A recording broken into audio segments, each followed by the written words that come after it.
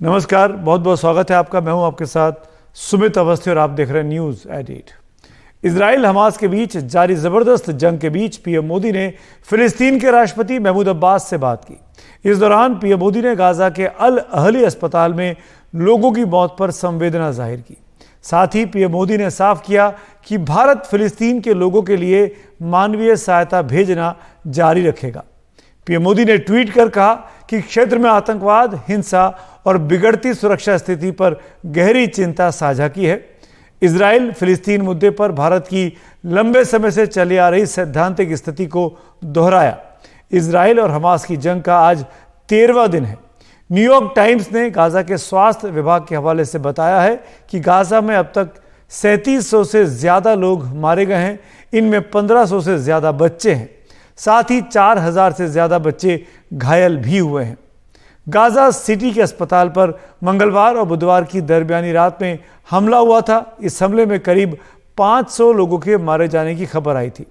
Hamas और Israel एक दूसरे पर इल्ज़ाम लगा रहे हैं। अस्पताल को निशाना उनके रॉकेट ने बनाया।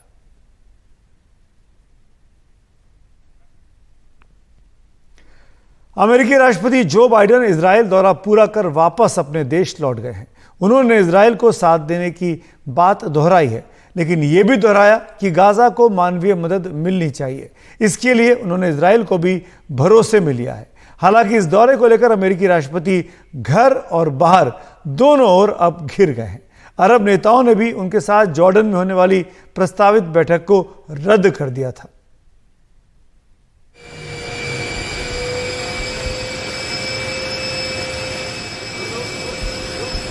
अमेरिकी राष्ट्रपति जो बाइडेन सिर्फ 7 घंटे इजराइल में रहे, लेकिन इतनी ही देर में उनकी कूटनीति पर सवाल खड़े हो गए। गाजा के अस्पताल पर हमले के बाद जॉर्डन, मिस्र और फिलिस्तीन के राष्ट्र प्रमुखों ने उनसे मुलाकात टाल दी।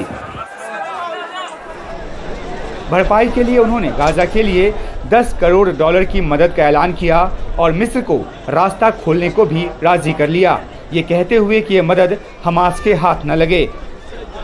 Let me be clear. If Hamas diverts or steals the assistance, they will have demonstrated once again that they have no concern for the welfare of the Palestinian people. And it will end. As a practical matter, it will stop the international community from being able to provide this aid. मिस्र से लगने वाली Rafa सीमा से 20 truck राहत सामग्री शुक्रवार को Gaza पहुंचने की उम्मीद है, लेकिन बाइडेन के इस दौरे को उम्मीद से कम नतीजा देने वाला बताया जा रहा है।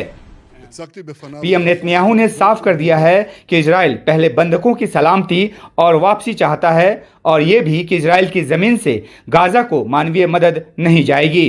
בעניין החטופים, העברתי בפני הנשיא ביידן 3 דברים. ראשית, דרשתי את החזרת החטופים, ואנחנו עובדים יחד להחזרתם בכל דרך אפשרית. שנית, עד להשבתם, אנחנו דורשים ביקורים של נציגי הצלב האדום אצל חטופינו. שלישית, לא נאפשר סיוע הומניטרי של מזון ותרופות משטחנו לרצועת עזה. लेकिन अमेरिका के भीतर ही बाइडेन पर दो तरफा हमले हो रहे हैं। कैपिटल हिल के बाहर प्रदर्शनकारियों ने इकट्ठा होकर इजराइल हमास में युद्ध विराम की मांग की। इजराइल को हथियारों की सप्लाई पर सवाल उठाते हुए अमेरिकी विदेश मंत्रालय के अधिकारी जॉश पॉल ने इस्तीफा दे दिया। $100 मिलियन की मदद पर भी सवाल उठ रहे हैं। कहा जा रहा है कि जिस हमले में 31 अमेरिकी नागरिक मारे गए और कुछ बंधक बने हुए हैं, वहां ऐसी मदद क्यों? उन्होंने 31 को मार दिया। हमें पता नहीं कि कितने अमेरिकी बंधक हैं और हमारे राष्ट्रपति गाजा को पैसे देना चाह रहे हैं। दरअसल अमेरिका में अंतर्राष्ट्रीय मोर्चे पर बाइडेन की एक के बाद एक नाकामियों की फहरिस्त बनाई जा रही है। अफगानिस्तान में तालिबान की वापसी को बाइडेन मूक दर्शक बनकर देखते रहे। आर्मेनिया अजरबैजान युद्ध में रूस ने भूमिका निभाई, अमेरिका ने नहीं। यूक्रेन रूस युद्ध में बाइडेन कोई निर्णायक रुख नहीं ले सके और अब पश्चिम एशिया में अमेरिका मध्यस्थता तक नहीं कर पा रहा।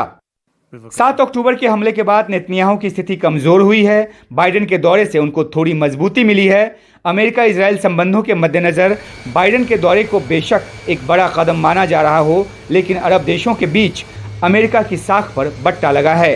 नई दिल्ली में उमाशंकर सिंह, एनडीटीवी इंडिया। इस बीच अमेरिकी राष्ट्रपति के इजरायल दौरे के तुरंत बाद ब्रिटिश पीएम ऋषि सुनक भी अब इजरायल पहुंच गए। उनका ये दौरा इजरायल के साथ एकजुटता दिखाने के लिए है। उन्होंने ट्वीट कर कहा कि मैं इजरायल में हूं, राष्ट्र शोक में है, मैं आपके साथ दुखी हूं और आतंकवाद जैसी बुराई के खिलाफ आपके साथ खड़ा हूं। ऋषि सुनक ने इजरायल के पीएम बेनियामिन नेतन्याहू के साथ साझा प्रेस कॉन्फ्रेंस भी की। इस दौरान ब्रिटिश पीएम ने कहा कि हम इजरायल के अधिकार का पूरी तरीके से समर्थन करते हैं, साथ ही ये भी मानते हैं कि फिलिस्तीन के लोग भी हमास से पीड़ित हैं।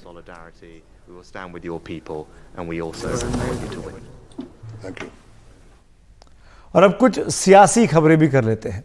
राजस्थान में विधानसभा चुनाव सर पर हैं, लेकिन कांग्रेस ने अब तक अपने उम्मीदवारों की एक भी लिस्ट जारी नहीं की है। संभावना अब जताई जा रही है कि 20 अक्टूबर को प्रियंका गांधी की दौसा रैली के बाद ही प्रत्याशियों की सूची पार्टी जारी करेगी। इस बीच आज मुख्यमंत्री अशोक गहलोत ने प्रेस कॉन्फ्रेंस की। वो बीते 3 दिनों से दिल्ली में थे। इस प्रेस कॉन्फ्रेंस में उन्होंने दिलचस्प एक टिप्पणी की। उन्होंने कहा कि मैं मुख्यमंत्री पद छोड़ना चाहता हूं, लेकिन ये पद मुझे नहीं छोड़ रहा। साथ ही उन्होंने कहा कि सचिन पायलट समर्थकों के टिकट करीब करीब फाइनल है। किसी पायलट समर्थक के टिकट पर आपत्ति मैंने नहीं जताई है। इस चुनाव में हम सब एकजुट हैं, यह कहना था अशोक गहलोत का इस आज की लंबी प्रेस कॉन्फ्रेंस में। ईडी घुसती थी वहां पर। अब उसने कहा था आप भगवान करे आप वहां पर मुख्यमंत्री बने, 4थी बार मुख्यमंत्री बने। तो मैंने उनको कह दिया सुनो भाई माता जी, आप जो है आप बताइए, आपका हार्ट ट्रांसप्लांट हो गया, मैं मुख्यमंत्री पद छोड़ना चाहता हूं, पर ये पद मुझे नहीं छोड़ रहा है। अब तो समझ जाओ कितनी नहीं हिंदुस्तान में कितने मुख्यमंत्री हिम्मत है जो ये कहे कि मैं पद छोड़ना चाहता हूं, पद मुझे नहीं छोड़ रहा। बता दीजिए जितने फैसले हुए हैं सबकी राय से हुए हैं, सबकी राय हो। जो भी सचिन पायलट साहब के जो हमारे सपोर्टर भी होंगे, उन सबके फैसलों में भागीदार बन रहा हूं उनके पक्ष में।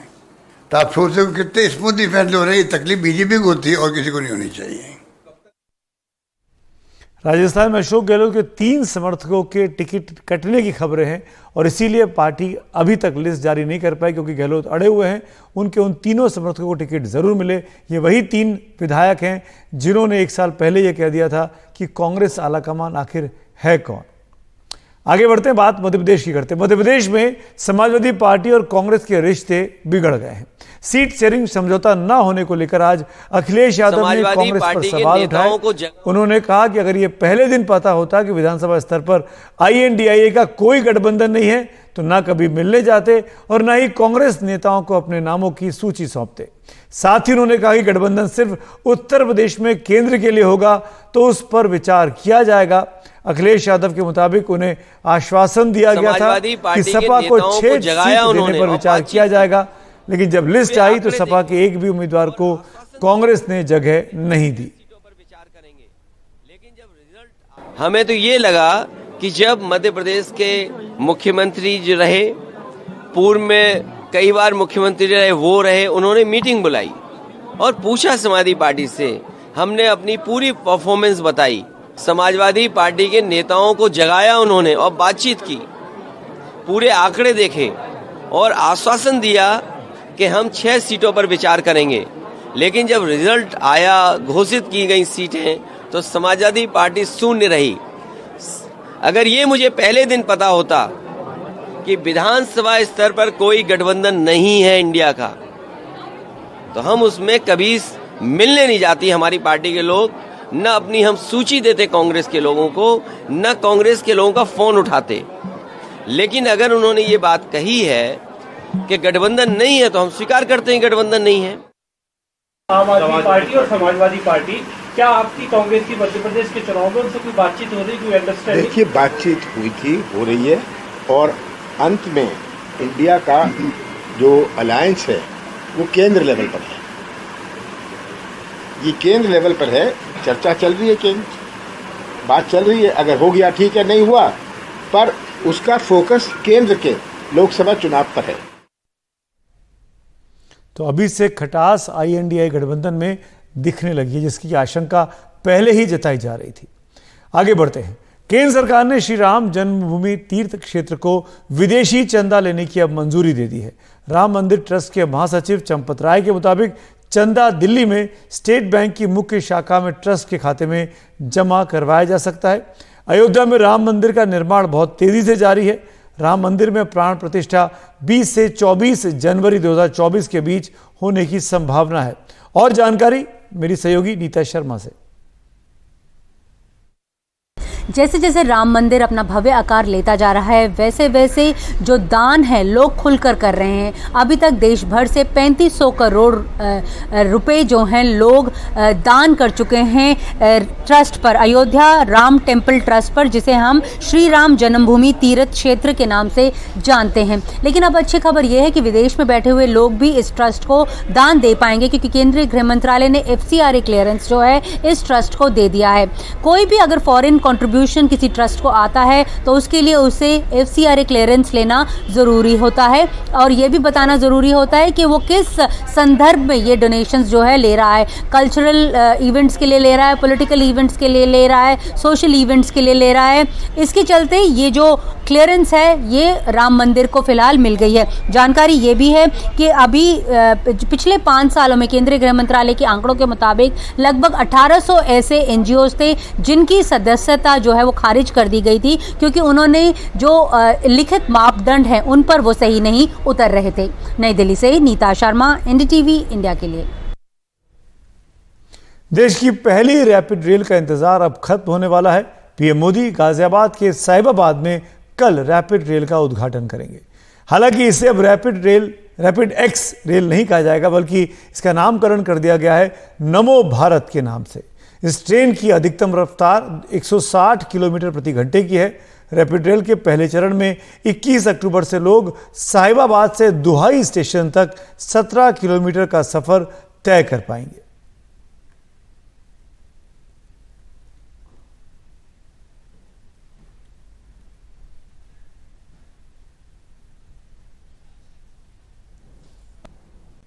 केंद्रीय सड़क परिवहन मंत्री नितिन गडकरी ने आज वाघा अटारी बॉर्डर पर देश का सबसे ऊंचा तिरंगा फहराया। इस तिरंगे झंडे की ऊंचाई 418 फीट है। इसे तैयार करने में 3.5 करोड़ रुपए की लागत आई है। यह पाकिस्तान के सबसे ऊंचे झंडे से भी और ऊंचा है, जिसकी ऊंचाई 400 फीट है।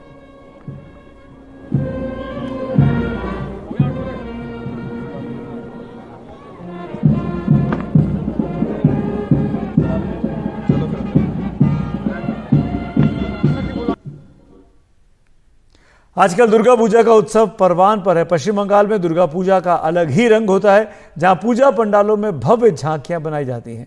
एक दुर्गा पूजा पंडाल को महिलाओं की माहवारी की थीम पर तैयार किया गया है। लोगों में इस पूजा पंडाल को लेकर अलग ही कौतूहल देखने को मिल रहा है। इस पूजा पंडाल के थीम को लेकर आयोजक एलोरा साहा का कहना है कि हम महिलाओं की माहवारी को लेकर अपनी थीम के जरिए सामाजिक सोच को बदलने की दिशा में जागरूकता फैलाना चाहते हैं।